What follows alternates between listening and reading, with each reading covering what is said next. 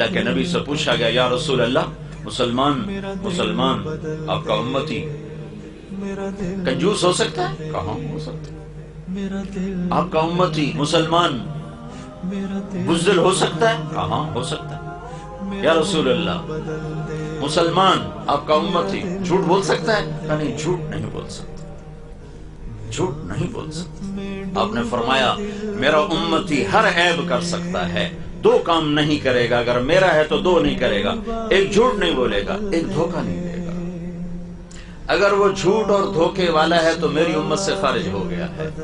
نماز چھوڑنے سے نہیں کہا میری امت سے خارج ہو گیا، روزہ چھوڑنے پر نہیں کہا میری امت سے خارج ہو گیا، زکوٰۃ چھوڑنے پر نہیں فرمایا میری امت سے خارج ہو گیا، شراب پینے پر نہیں فرمایا میری امت سے خارج ہو گیا، زنا کرنے پر نہیں فرمایا میری امت سے خارج ہو گیا، حج چھوڑنے پر نہیں فرمایا میری امت سے خارج ہو گیا، جھوٹ اور دھوکے پر فرمایا میری امت سے خارج ہو گیا۔ من غش فلیس منا، جس نے کسی کو دھوکہ دیا میری امت میں سے نہیں، جھوٹ بولنے والا، دھوکہ دینے والا وہ میری امت سے نکل گیا ہے۔ تو مجھے واقعی کہہ رہا ہے 16 کروڑ میں 16 آدمی ڈھونڈنا مشکل ہو رہا ہے۔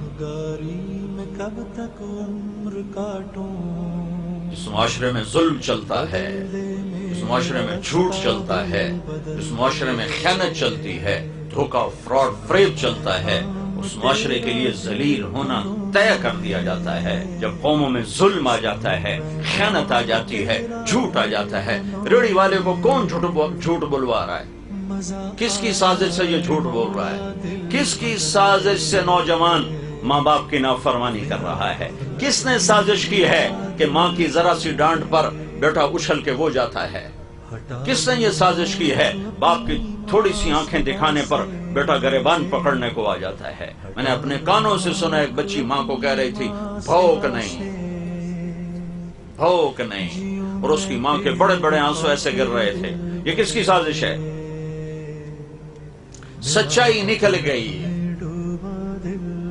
جھوٹ نے ڈیرے ڈال لیے، انصاف نکل گیا، ظلم کی گھٹائیں چھا گئیں، دیانت رخصت ہو گئی، بددیانتی تجارت بن گئی، فراڈ تجارت بن گئی، دھوکہ تجارت کے نام پر دھوکہ۔ یہ کس کی سازش سے ہوا ہے؟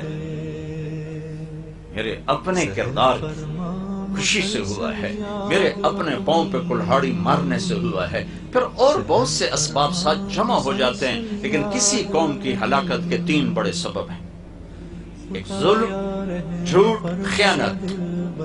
ان پر جنید بغدادی بٹھا دو صدر پاکستان، اور شیخ عبد القادر جیلانی بٹھا دو وزیر اعظم، نہیں نکال سکتے زوال سے۔ زوال سے اسی وقت نکلیں گے جب توبہ کریں گے۔ تو سب سے پہلے شہید جو ہوئے مسلم بن اوسج، حضرت حسین کے لشکر میں جو سب سے پہلے شہید ہوئے مسلم بن اوسج، کرتے کرتے کرتے ظہر کی نماز کا وقت داخل ہو گیا۔ وقت داخل ہو، آپ نے سورج کو دیکھا تو آپ نے فرمایا ان سے کہو تھوڑی دیر جنگ بند کرو، مجھے نماز پڑھنے دو۔ تو شمر نے کہا نہیں پڑھنے دیں گے، اس میں قتل، تمہاری نماز ہوتی ہی نہیں۔ تو حبیب بن مظاہر نے کہا لعنت ہو تم پر، نماز رسول کی نہیں ہوتی اور تمہاری ہوتی ہے۔ تو جب انہوں نے نماز کے لیے تلوار نہیں روکی تو آپ نے یہ نہیں فرمایا ٹھیک ہے چلو، نہیں، پیغام جا رہا ہے، ٹیلی کاسٹ ہو رہا ہے، جیسے ٹیلی کاسٹ ہو، پیغام جا رہا ہے، آنے والی نسلوں کے لیے پیغام جا رہا ہے، نماز نہیں چھوڑنی۔ زیر خنجر میں یہ پیغام سنایا ہم نے، یہ پیغام دینا فاسٹ والوں کو جو کلاس کے پیچھے نماز چھوڑ دیتے ہیں، جو کیفیٹیریا پہ بیٹھے بیٹھے نماز چھوڑ دیتے ہیں، سوتے سوتے نماز چھوڑ رہے ہیں۔ پیغام دینا ہے کیا؟ کہ آدھے نماز پڑھو آدھے جنگ کرو۔ پیچھے رہ کے آ گئے تھے، 10-15 تو شہید ہو چکے تھے، تو جو باقی بچ گئے تھے ان میں سے آدھوں کو نماز پہ کھڑا کر دیا۔ نہ پڑھتے، میں نے پہلے نہیں سنایا، اللہ کے نبی نے کہا میں آ چکا ہوں تمہیں لینے کے لیے، اسی کے لیے تو نماز پڑھی جا رہی ہے۔ کہ نہیں، صرف جنت کے لیے نہیں نماز پڑھی جاتی، اللہ کی خوشنودی کے لیے سجدہ کیا جاتا ہے۔ جنت بعد کی چیز ہے، اللہ پہلے ہے۔ اللہ تجھے پسند ہے سجدہ کرنا، میں کر رہا ہوں، جنت دینا نہ دینا تیری مرضی، تیرے سامنے سر جھکانا میرا کام ہے، میرا کام ہے۔ تیرے سامنے ماتھا ٹیکنا میرا کام ہے. تو اگر صرف جنت کا سودا ہوتا تو نہ پڑھتے. جنت کا نہیں، میرے رب کی پسندیدہ چیز ہے سجدے میں دیکھنا اپنے بندے. تو نے اپنے نبی کو پیغام دی، تیری امت کے بارے میں تجھے راضی ہم بھی تو امتی ہیں نا یار. اور تو سارے ٹائٹل چھین چکے ہیں. تقویٰ بھی چلا گیا، زہد بھی چلا گیا، علم بھی چلا گیا، نیکی بھی چلی گئی، سخاوت بھی چلی گئی، ہر گندگی دامن میں لے کر ہیں بیٹھے ہوئے.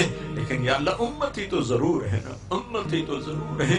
بلکہ یا اللہ ہمیں تو ایک اور فضیلت بھی ہمارے نبی نے عطا فرمائی.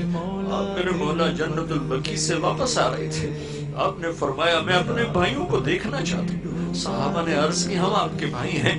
آپ نے فرمایا نہیں، تم میرے ساتھی ہو، میرے بھائی ہو جو مجھے دیکھیں گے نہیں پر مجھ پر ایمان لائیں گے، میرا کلمہ پڑھیں گے. اے کریم آقا،